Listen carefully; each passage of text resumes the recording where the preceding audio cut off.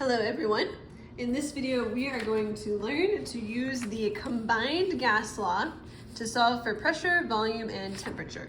So we're going to learn what the combined gas law is in a minute. Since it's the combined gas law, it must be a combination of some other gas laws. So we're going to learn what those are first. The first one is Boyle's law, which relates the volume of a gas to its pressure. So this one should seem pretty straightforward. If you lower the volume of a gas, so let's say you have a gas in a container, you lower the volume, you compress the gas, the pressure of that gas is going to increase. So Boyle's law tells us as volume goes down, then pressure goes up. Or we could say as volume goes up, pressure goes down. So this type of a relationship is an inversely proportional relationship. So if we were to graph this kind of a relationship, we'd have like a downward curve like this. All right, Charles' law relates temperature and volume. So if we have a gas that can expand and we heat it up, then the volume is going to increase. So Charles' law says if we increase the temperature, then the volume will also increase. So temperature and volume then are directly proportional. So if we were to graph them, we would get a line going up like that. And finally, we have Gay-Lussac's law, which is temperature and pressure. So if the volume is constant, but we increase the temperature of a gas, then that is going to make the pressure go up. So again, these two are directly proportional. So obviously a graph would look like that. Now we can take these three relationships and we can do some math and we end up with an equation that is going to be really useful for us. It's called the combined gas law. This is really important. You're going to need to use this on tests, and it's just good practice for how to plug numbers into an equation. So here's the combined gas law. It says that our first pressure of a gas, so we're going to call that P1, times our first volume divided by our first temperature is going to be equal to our second pressure times our second volume divided by our second temperature. So this is an equation for if a gas is changing conditions, like the pressure is increasing and the volume is decreasing, or maybe the volume is constant but the pressure and temperature are changing. So we'll do some examples of how we use this equation in just a second. One thing that I want to tell you though, and this is very, very, very important, when you are using this equation, you must use Kelvin for the temperature. This equation will not work if you use Celsius.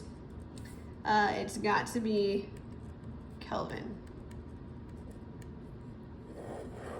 So if you need to write that down somewhere, memorize that, just make sure you are always, always, always using Kelvin. Anytime you're dealing with gases, you want to use Kelvin. So let's do a couple of examples of using this law. This one says a sample of gas has a volume of 400 liters when its temperature is 20 degrees Celsius and its pressure is 300 millimeters of mercury. What volume will the gas occupy at STP? So there's a lot of information here. With these types of problems, I like to write out all of the variables in my equation, kind of to the left here, and see which ones they gave me and which one I am solving for. They will always give me everything but one. They will give you all but one variable. So we have our first pressure, it's in millimeters of mercury, and that's fine. We can leave our pressure in that unit as long as our other pressure, our second pressure, is also in millimeters of mercury. Our volume is 400 liters, and our temperature is 20 degrees Celsius. Now that has to be changed to Kelvin, so we need to add 273, and we will end up with 293 Kelvin. Now it might look like they didn't give us any other information, but they actually did, because they told us that after the gas changes, it's going to be at standard temperature and pressure. So if you remember back from another day, we learned that standard temperature is 273 Kelvin, or 0 degrees Celsius, and standard pressure is 1 atm, or 760 mmHg. So our standard pressure will be our 760 mmHg. It's asking for volume, so our second volume is going to be X, and our temperature will be our standard temperature, which is 273 Kelvin. So now that I have all of my numbers laid out like this, it gets easier. I just need to plug everything into the equation, which is, to remind you, P1 V1 over T1 equals P2 V2 over T2. So our first pressure is 300, so we're going to have 300 times our first volume, which is 400, divided by our temperature, which is 293. Now technically, you can write all your units in here. They will cancel out with all the units on this side. It gets a little bit messy and I don't have a lot of room. So I'm not writing them in. That's not the greatest practice, but just realize you could, and they would end up canceling out with units over here. Let's plug in our pressure and our temperature and our X for volume.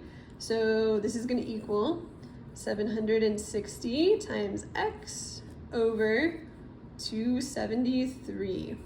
So now all we need to do is kind of start simplifying everything. So we'll multiply these two together. That equals 120,000, still divided by 293. And we've still got 760x over 273.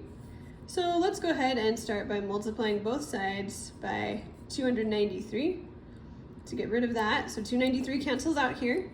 And then we need to multiply the top of this fraction by 293. So we need to do 293 times 760. That will give us 120,000 equals 222,680x over 273.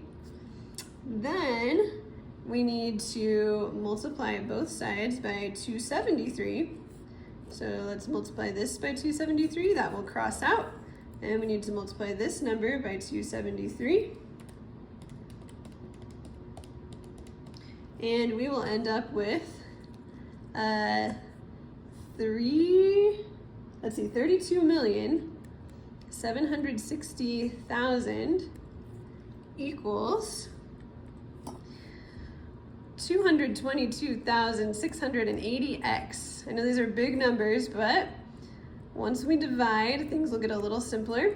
So we're dividing both sides by 222,680 to get x by itself. And we will end up with x equals 147.1 liters, which is a pretty reasonable volume. So that is our answer here. Our next problem is actually a little bit simpler.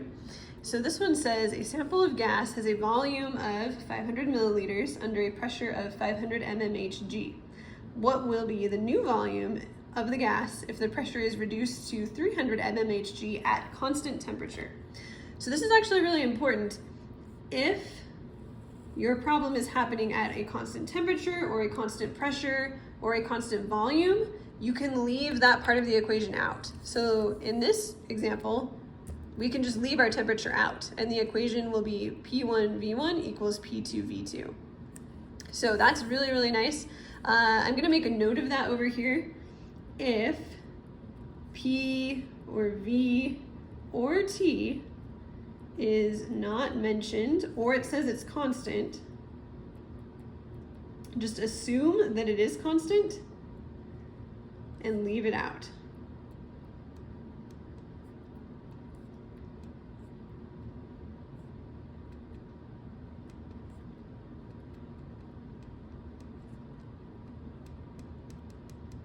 Okay, so our equation then is just P1 V1 equals P2 V2. That makes this a lot easier because we don't have to deal with any fractions. So let's just go through and figure out which variables are which. So our pressure is going to be 500 mmHg. Our volume will be 500 milliliters. It's okay if we're in milliliters as long as my other volume is also in milliliters. My second pressure will be 300 mmHg, and I'm solving for my volume. So when I get X, it will be in milliliters. So now we just plug this in. We've got 500 times 500 equals 300X, and that's 250,000 equals 300X. Divide by 300, and our answer is 833.3 milliliters. And I guess if we're doing sig figs, technically all of these just have one sig fig, so we could round this to 800 milliliters if we want to be really strict about our significant figures. All right, so that is how you use the combined gas law to solve for pressure, volume, and temperature.